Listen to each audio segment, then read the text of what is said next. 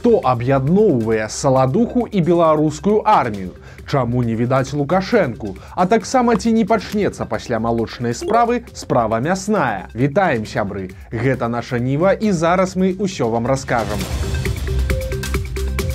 Зноў гучнае затрыманне дырэктара завода. Сілавікі ўзялі генеральнага дырэктара бярозаўскага мясакамбіната Уладзіміра Жуковіча. Паведамляюць, што прычына звыклая – карупцыя і хабар. Жуковіча затрымалі ў машыне адразу пасля атрымання хабару. Ва ўнутранай кішэні пінжака ў яго знайшлі 22 тысячы рублёў.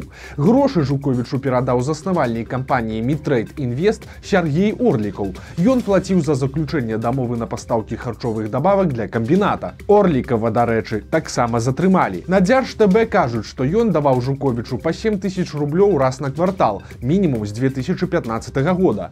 Падобна, што цяпер Орлікаву пагражае ад 5 до 10 гадоў, а дырэктару мясакамбіната Жуковічу ад 5 до 15. Прычым варта чакаць і разносы ад Лукашэнкі і пасля дэманстратыўна жорсткі прысуд. Бо бярозаўскі мясакансервны камбінат самае вялікае ў Беларусі прадпрыемства па перапрацоўцы мяса і лідар па пастаўках у Расію. А Лукашенко цяпер асядлаў канька паказальнай барацьбы з карупцыяй і падобна збіраецца скакаць на ім аж да прэзідэнцкіх выбараў 25 года. Улічваючы, што і Орліка, і Жуковіча цяпер правяраюць, маўляў, а ці не было іншых эпізодаў хабарніцтва, то можа услед за малочнай справай зараз пачнецца яшчэ і мясная. Магчыма, гэта не апошняе затрыманне такога высокага кіраўніка. Журналісты гомельскага флагштока заўважылі змены ў спісе кіраўнікоў Рагачоўскага малочна-кансервнага камбіната. Адтуль знікла імя гендырэктара Віталя Строгага. Таксама вядома, што яго некалькі дзён няма на працы. У прыёмнай адказваюць лаканічна, маўляў, Строгі ляжыць у бальніцы. Але нават калі гэта праўда, то чаму яго імя прыбралі з сайта прадпрыемства? Карацей, будзем пільна сачыць за сітуацыяй.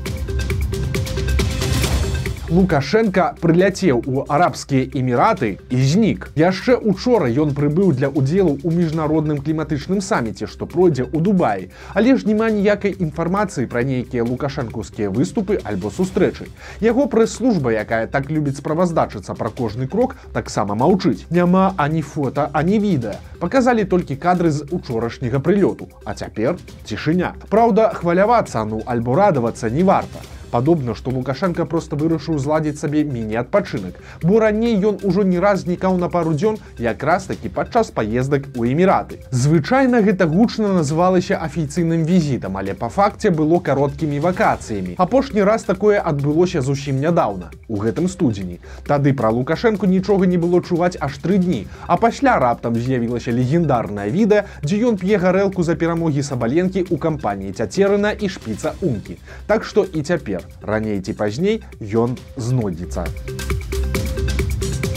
Пакуль Лукашенко адпачывае ў Эміратах, жыхары яго малой радзімы б'юць трывогу. Гаворка пра Копыч, аграгарадок Аршанскага раёна Віцебскай вобласці. Менавіта там нарадзіўся Лукашенко. Калі ён прыйшоў да ўлады, то пачаў уліваць грошы ў паказальнае добраўпарадкаванне сваёй малой радзімы. А ў Дзяржмедыя перыядычна выходзяць рэпартажы пра Копыч з максімальна пафаснымі назвамі, кшталту «Копыч – месца ціхага шчасця». У 18-м годзе ўлады ўвогуле аб'явілі, што аграгарадок будзе пілотным праектам беларускай вёскі будучыні. Для распрацоўкі праекта туды сагналі архітэктараў з усёй Беларусі на чале з намеснікам міністра. А прапагандысты наздымалі хвалебных сюжэтаў пра добрае жыццё і парадак у Копусе. Цяпер жа людзі скардзяцца на стандартныя вясковыя праблемы ў гэтым гарадку. Канал Віцебскія гуляе публікуе ліст жыхара Копусі ў адміністрацыю Лукашэнкі.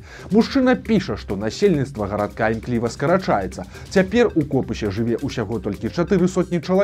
Для разумення ў рэпартажы БТ-18 года называлі лічбу ў 900 чалавек. То бок за 5 гадоў насельніцтва скарацілася аж удвая. Таксама, як піша мужчына, у Копусе дзяцей становіцца ўсё менш, прадпрыемствы і установы закрываюцца. Маўляў, дзіцячы садок выдатна абсталяваны, вось толькі хадзіць туды амаль няма каму. А мясцовая пякарня і цэх па вытворчасці сыра проста спынілі працу. Тут дададзім ад сябе, што калі гэта вёска будучыні, то за будучыню, мякка скажам, страшнавата. І вось такая паказальная цытата з таго ліста да Лукашэнкі. Вялікі дзякуй вам за прыгажосць і добраўпарадкаванне нашага пасёлка, але захапляюцца гэтым у асноўным турысты і дачнікі з Расійскай Федэрацыі. Канец цытаты. Абсурд у России выйшаў на новы ўзровень. Сёння там афіцыйна забаранілі міжнародны рух ЛГБТ. Суд у закрытым пасяджэнні аб'явіў ЛГБТ экстрэмісцкай арганізацыяй. Праўда, тут варта разумець, гэта працяг варавітай фіксацыі Пуціна на традыцыйных каштоўнасцях і фактычна працяг прыдумывання ім ворага ў выглядзе меншасцяў. Бо ніякага міжнароднага руху ЛГБТ проста не існуе. Так, існуюць людзі, якія належаць да рознага роду меншасцяў, але нейкай таямнічай міжнароднай арганізацыі, якая іх аб'ядноўвае, проста няма. Такая забарона ў першую чаргу накіраваная на тое, каб расійскія прадстаўнікі ЛГБТ замаўчалі пад пагрозай турмы. Бо цяпер любыя словы ці дзеянні ў падтрымку ЛГБТ даюць расійскім сілавікам яшчэ больш шырокія магчымасці для рэпрэсій. Рашэнне суда ўступіць у сілу 10 студзеня 2024 года. Тым часам беларускія сілавікі працягваюць свае рэпрэсіі. Сёння раніцай у Наваполацку яны пайшлі па бацьках актывістаў. Проста на працы АМАП затрымаў Інесу Ворыхаву. Пазней з'явілася інфармацыя, што сёння-заўтра над жанчынай адбудзецца суд. У чым яе абвінавачваюць, невядома, але Інеса – маці Маргарыты Ворыхавай, дарадцы Ціханаўскай па моладзевай палітыцы і студэнцтву. Так што, магчыма, сілавікі караюць жанчыны за дзейнасць яе дачкі. Таксама сілавікі прыйшлі з ператрусам да бацькоў актывіста Алексея Трубкіна, які жыве за мяжой яшчэ 6-го года. Пасля обшуку 69-гадовага тату актывіста забралі сілавікі. Што яму ставяць у віну, невядома. А пракуратура занялася каранавірусам, ці дакладней медыкамі і прышчэпкамі ад ковіду. Стала вядома пра крымінальную справу, якую завялі на работнікаў гомельскай паліклінікі. Іх вінавацяць у фальсіфікацыях вакцынацыі ад кароны. Прасцей кажучы, медыкі пісалі ў журнале, што прышчэпкі зрабілі, а на справе вакцыну проста выкідвалі. Такім чынам знішчылі 92 тысячы доз вакцыны, якія каштавалі прыкладна 800 тысяч даляраў. Цяпер суд чакае загадчыка аддзялення і старшую медсястру і медсястру кабінета прышчэпак. Ім пагражаюць вялікія тэрміны ад 3 до 10 гадоў калоніі. А ў Шчучыне раптоўна памёр міліцэйскі начальнік. Проста ў працоўным кабінеце стала кепска Сергею Асавіку, намесніку начальніка мясцовай міліцыі. Прыехала хуткая, але выратаваць сілавіка медыкі не змаглі. Асавіку было ўсяго толькі 42 гады. Сёння яго ўжо пахавалі. Асавік пачынаў сваю кар'еру з участковага ў тым жа Шчучынскім раёне. Пасля паціху дарос да начальства. Адзначыўся ён і падчас рэпрэсій. Як мінімум выклікаў АМАП на пратэстоўцаў. Цікава, што правінцыйны міліцэйскі начальнік быў сваяком высокага чыноўніка. Жонка, а цяпер ужо удава міліцыянта, гэта малодшая сястра міністра культуры Маркевіча.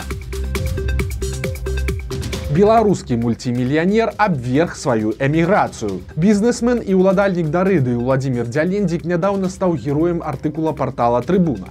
Журналісты паведамілі, што Дзялендзік перасяліўся ў Іспанію, дзе даўно жыве яго старэйшая дачка. Але сам мільянер заявіў, што ўсё гэта няпраўда. Ён расказаў выданню Блізкабай, што сапраўды шмат часу праводзіць за мяжой разам з дачкой і ўнукамі. Але ж Дзялендзік настойвае, што гэта ні ў якім выпадку не эміграцыя. Цытата. «Я люблю сваю краіну і кідаць яе не збіраюся. Мяне ўсё ў Беларусі задавальняе. Прэзідэнт, умовы, валюта, цэны. У нас няма вайны, мы незалежная краіна. Вы ведаеце, што я заўсёды быў праціўнікам уваходжання ў склад Расіі і агульнай валюты». Канец цытаты.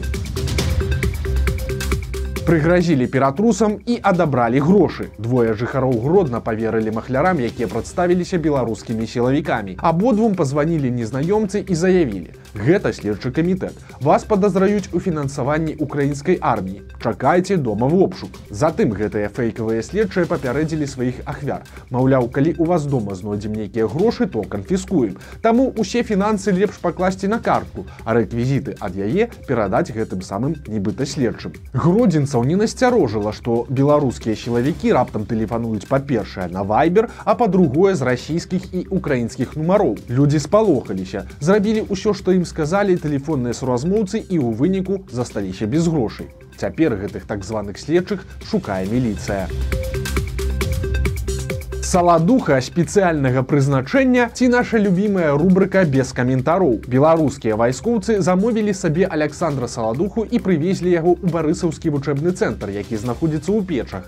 Там спевака пераапранулі ў вайсковую форму, далі пастраляць з аўтамата, а пасля паслухалі чужую мілую проста пад снегам. Як атрымалася, вырашайце самі. Здравствуйте. Очень приятно видеть. Добрый день. Там Солодуха. Я.